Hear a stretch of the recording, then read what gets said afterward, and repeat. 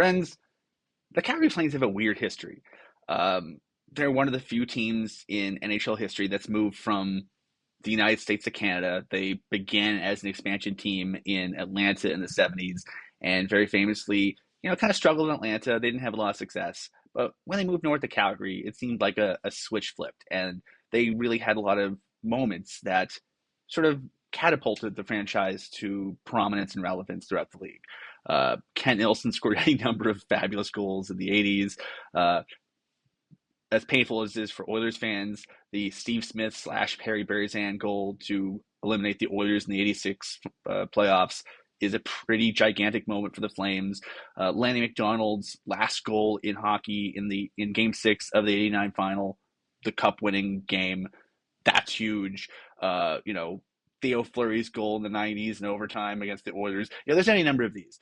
And so for every positive memory, though, for a lot of fans, there's also some negative ones that sort of stand out. And unfortunately, because of just how history has gone for the Flames over the last 20 odd years, a lot of the defining moments of the last 20 years for the Flames have been not just painful, but also just kind of frustrating. And so, given the fact that over the last couple of weeks, we've seen some goal calls, goal reviews go against the Flames, goals that you look at and go, I don't understand why that doesn't count.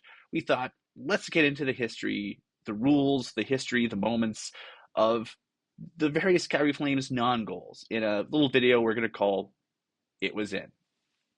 So there are two main rules in the NHL rulebook that dictate whether or not goals count. Rule 37 broadly talks about video review. Rule 37.3 talks about situations that the Situation Room in Toronto would review. These are things where they would talk to the officials in the game, but it's the Situation Room that really reviews it and directs traffic, and they consult with the referees on the ice. But it's essentially just a Situation Room directed review and process. Whereas, there's also the coach's challenge, which we'll get into a whole other video because it's much more complicated than we need to get into in this one. But for a lot of the reviews, it's did the goal count? Was it a legal goal? And so 37.3 illustrates all the different situations that you would go, okay, that goal should count or that goal should not count. And the most contentious one, and one that we'll talk about a couple times here, is 37.4, the distinct kicking motion. And in Flames history, that will come up a few times.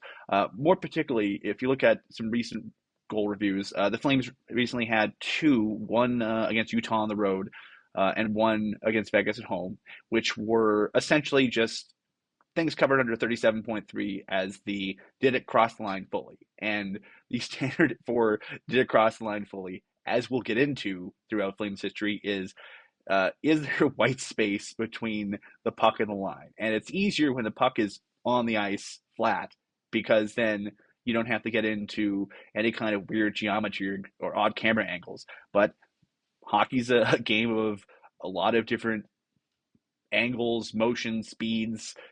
We have deflections. You have pucks that aren't fully visible, padding, those kind of things. There's a lot of weird variables in a goal in hockey. And so it makes goal reviews much more challenging than they'd be in a lot of other sports. So we'll delve into some history. There are primarily, I'd say, three goals that we'll look at: one from '04, one from 2015, and one from 2022, that sort of show the challenges with goal reviews and how sometimes it seems like the hockey gods are twisting the knife into the Calgary Flames fans a little bit. So let's start with possibly the most painful non-goal in franchise history, 2004.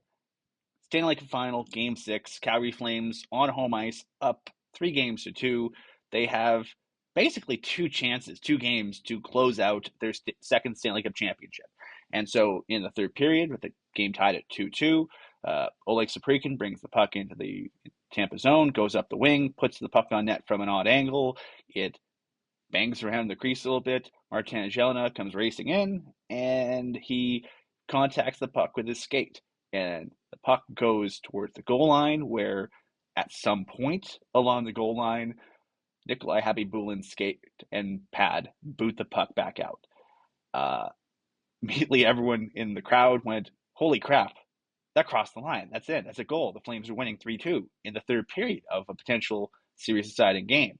But the call was not blown down.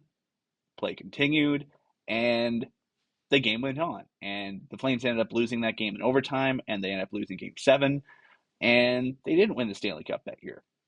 And so a shibboleth, I'd say, amongst Flames fans is the three-word phrase, it was in. Because uh, at the time, all the angles suggested it was in. ABC ended up doing a bit of computer modeling during Game 7, between Game 6 and Game 7, and they produced a little bit of video that introduced everyone to the phrase parallax angle. Essentially, just for those of you who aren't big on geometry, if you're looking at something from a certain angle, you won't have a true sense of the height and depth because your angle will sort of distort exactly what the dimensions are. And so, you know, sure. At the time, though, in retrospect, okay, the rule is that the puck has to definitively cross the line. In 2004, the technology nor the rules were really the way they are now, and so at the time, they did not have the ability to whistle down the play and go, "Hold on, guys, let's take a look at this." Nor do they really have the camera angles that we have now to be able to tell things more definitively. As we'll get into, and as we've seen recently, they're not airtight, and sometimes they're grainy and sometimes they're not definitive. And the general rule is, the overriding rule is, if it's called a goal on the ice, you have to have overriding evidence that it wasn't a goal, and if it's called no goal on the ice, you have to have overwhelming evidence that it should be a goal. And so this was not whistled down as a goal, and so they took a look at it. There wasn't anything definitive. They didn't really have the ability to stop the play that we do now to review it, nor do they have the angles they had to review it. And so this was called no goal. And it is, to this day, something that a lot of the members of the '04 Cup team and the people who covered the '04 Cup run and fans, it's sort of a very painful memory because, if the current technology existed, maybe things would have been different. During the '04-'05 lockout, the Flames, they chatted with the league and said, "Hey, what the hell?" in a politer way than that. And so as they've gone on, they've sort of refined the rule book and expanded the rule book and sort of expanded video review and the technology available for video review. So if this kind of thing happened now, who knows if it might have a different outcome. But, you know, it was called no goal. So what can you do?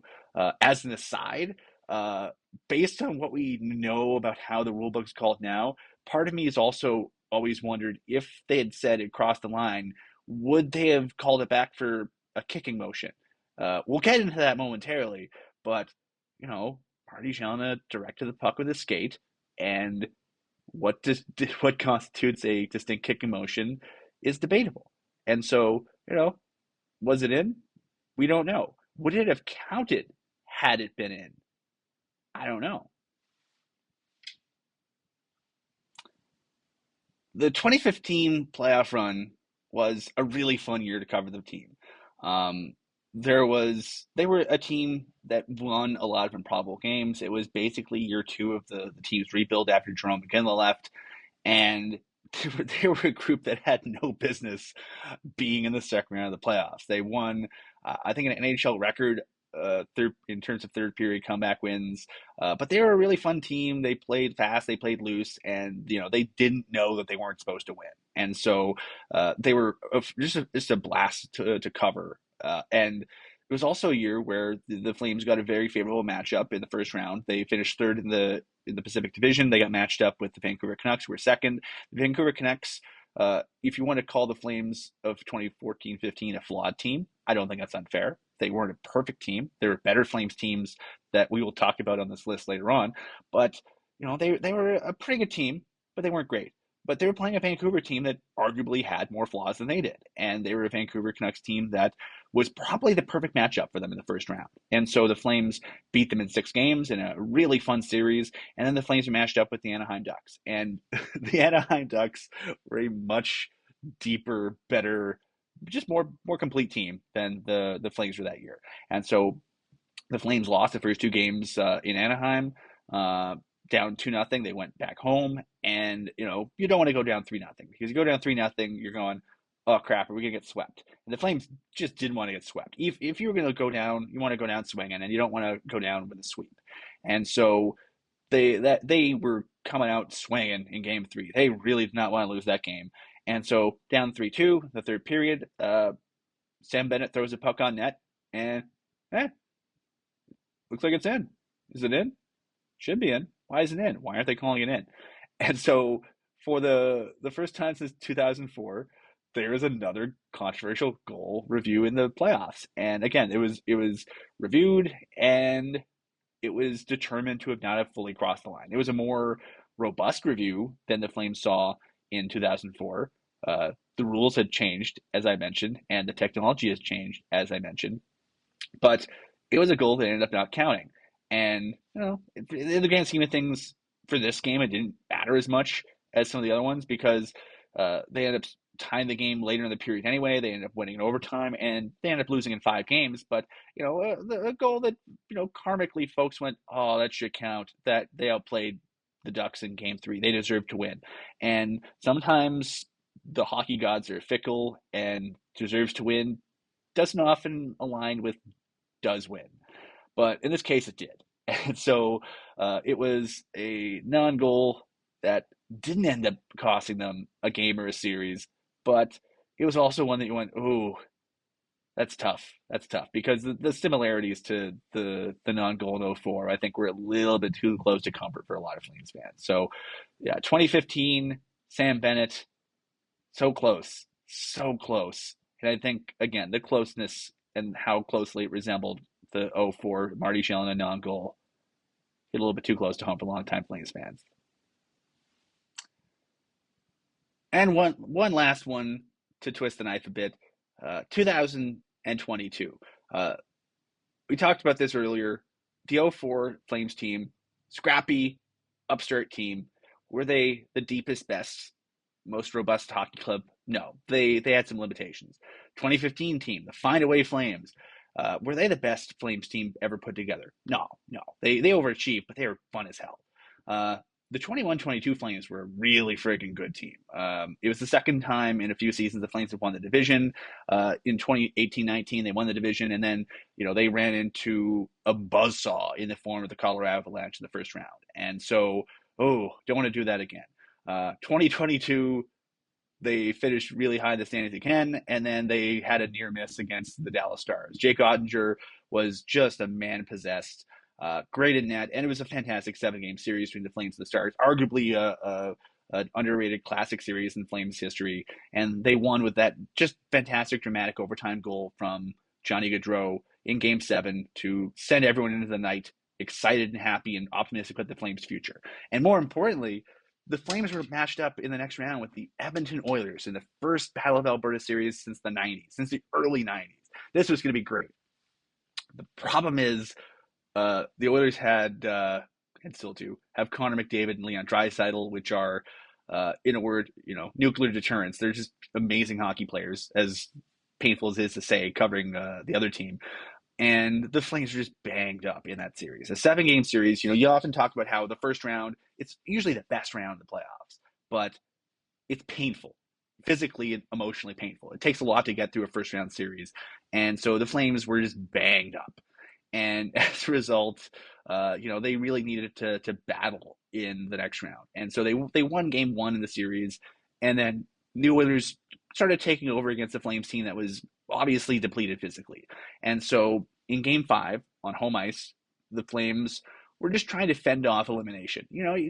Sometimes you lose a series, and you'll lose sometimes. That's life, that's hockey. Sometimes you'll lose. But you really don't want to lose on home ice to the Edmonton Oilers. And the Flames are doing their damnedest to try to prevent that. And so third period, tied 4-4. Flames put a puck on net, and Blake Coleman, driving to the net, battling with an Oilers defenseman, directs the puck in with a skate. And immediately, folks went, yeah, that's cool. Good. Knocks in with a skate. Didn't kick it. That's cool. Except it was called back for a distinct kicking motion. And I don't know what a distinct kicking motion is. Uh, there is a debate in the literature. There is a debate amongst hockey people. The rule book just says the term distinct kicking motion, and so it's a little bit left up to interpretation. You can angle your skate and stand there, and someone can bonk the puck in off your skate, and that's a legal goal. If you're moving, if you just are moving in a straight line and it hits your skate without you changing your trajectory, I guess that's a good goal. If you're stopping and the puck isn't off your skates, you just stop, as Blake Coleman does here, and as Connor Zary did something similar earlier this season. Apparently, it's a distinct kicking motion, but this is one of those ones because of uh, the setting of the playoffs, the setting of the Battle of Alberta, the setting of the Flames trying to not get eliminated at home in a close game, and in a game that they ended up losing in overtime. A little while later, it was a painful one. And to this date, as we're recording this video, this is the last Flames playoff game that they've had, that I've covered, that anyone in the Saddledome has witnessed. And so, it's until they have a more positive memory to supplant Connor McDavid beating them in overtime in the second round in Game 5. This is one of the things that is sort of sticking in the minds of Flames fans. So, it's not an ideal memory, but you know, goal reviews are weird. Goal reviews are challenging. Goal reviews are painful. Sometimes the rules about goal reviews are very specific and straightforward. As dumb as it is, did the puck fully cross the line? Can you see white paint between the edge of the goal line and the puck? Is a pretty straightforward rule. And, you can get rid of the need for that interpretation with, a chip in the puck or something. But, fundamentally speaking, did it cross the line fully isn't up to much interpretation. Did he kick it in? Did he intend to kick it in? Did he redirect his foot? Was he stopping? Was he trying not to be pushed over? Was he trying to maintain his balance? And then the puck went off their skate, as we've seen in various situations with the Flames of the last little while.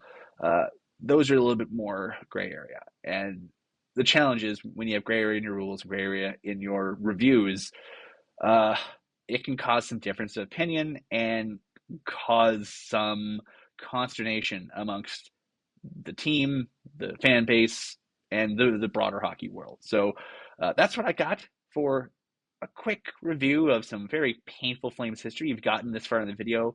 Uh, Thank you. You're probably a glutton for punishment, but I appreciate it. That's all I got for this video. If you like this video, please click the like button. If you really like this video, please click the subscribe button. If you have ideas for videos you want me to delve into during the next few months, we're heading into the off season, and so I'm planning on, I'll have more time to do videos without games to cover, and so I'm planning on doing a bit more deep dives into some interesting history and some specific Flames related topics. So if you have ideas for things you want to see me do, just fire them in the comments, and I'll see what I can do. And once again, thank you very much for watching, and I will see you next time.